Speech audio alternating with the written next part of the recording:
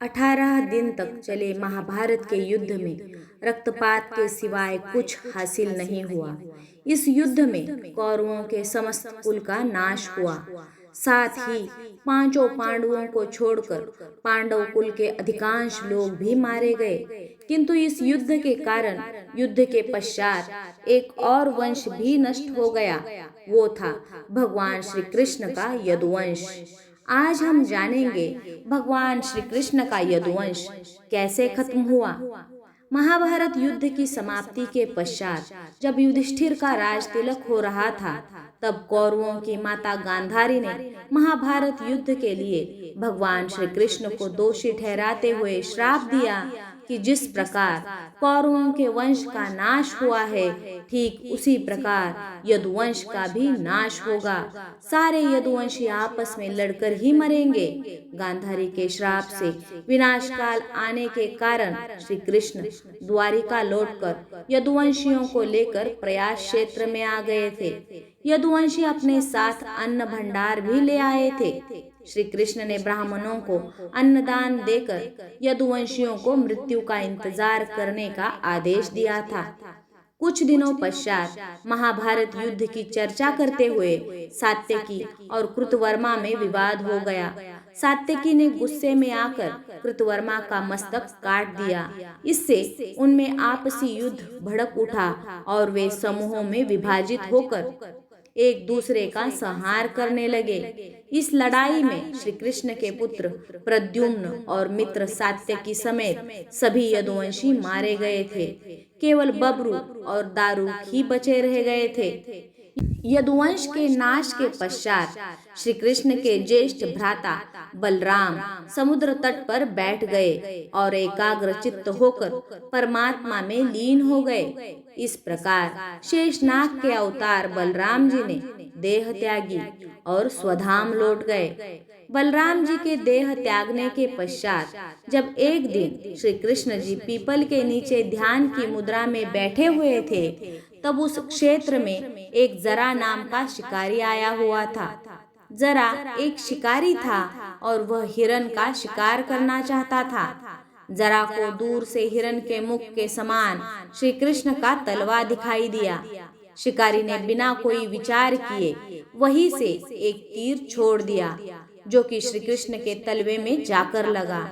जब वह पास गया तो उसने देखा कि श्री कृष्ण के पैरों में उसने तीर मार दिया है। इसके पश्चात उसे अत्यधिक पश्चाताप हुआ और वह क्षमा याचना करने लगा। तब श्री कृष्ण ने शिकारी से कहा कि जरा तू डर मत, तूने मेरे मन का काम किया है। अब तू मेरी आज्ञा से स्वर्गलोक प्राप्त करेगा।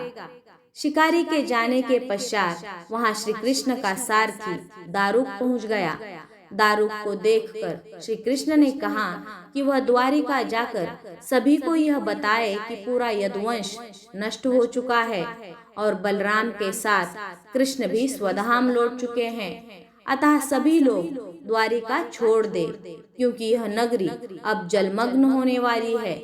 मेरी माता, पिता और सभी प्रियजन इंद्रप्रस्थ को चले जाएं। यह संदेश लेकर दारुक वहां से चला गया। इसके पश्चात उस क्षेत्र में सभी देवता और स्वर्ग की अप्सराएं, यक्ष, किन्नर, गंधर्व आदि आए और उन्होंने श्री कृष्ण की आराधना की। आराधना के पश्चात श्री कृष्ण ने अपने नेत्र बंद कर लिए और वे सशरीर ही अपने धाम को लौट गए। श्रीमद् भागवत के अनुसार जब श्री कृष्ण और बलराम के स्वधाम गमन की सूचना उनके प्रियजनों तक पहुंची, तो उन्होंने भी इस दुख से प्राण त्याग दिए। देवकी, रोहिणी, वसुदेव, बलराम जी की पत्नी, श्री कृष्ण की पटरानियां आदि सभी ने शरीर त्याग दिए। इसके पश्चात अर्जुन ने यदुवंश के निमित्त पिंडदान और श्राद्ध आदि संस्कार किए। इन संस्कारों के पश्चात यदुवंश के बचे हुए लोगों को लेकर अर्जुन इंद्रप्रस्थ लौट आए। इसके बाद श्री कृष्ण के निवास स्थान को छोड़कर शेष द्वारिका समुद्र में डूब गई।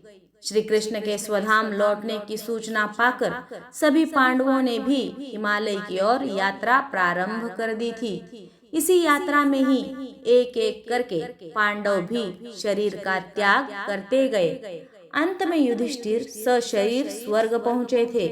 संत लोग यह भी कहते हैं कि प्रभु ने त्रेता युग में राम के रूप में अवतार लेकर बाली को छुपकर तीर मारा था। कृष्णावतार के समय भगवान ने उसी बाली को जरा नामक बहेलिया बनाया और अपने लिए वैसी ही मृत्यु चुनी जैसी बाली को दी थी। इस प्रकार महाभारत युद्ध के पश्चात कौरवों की माता गांधारी के श्राप के कारण पूरे यदुवंश का नाश हो गया। सभी यदुवंशियों की मृत्यु आपस में लड़कर हुई, जैसा कि गांधारी ने कहा था। जय श्री कृष्ण।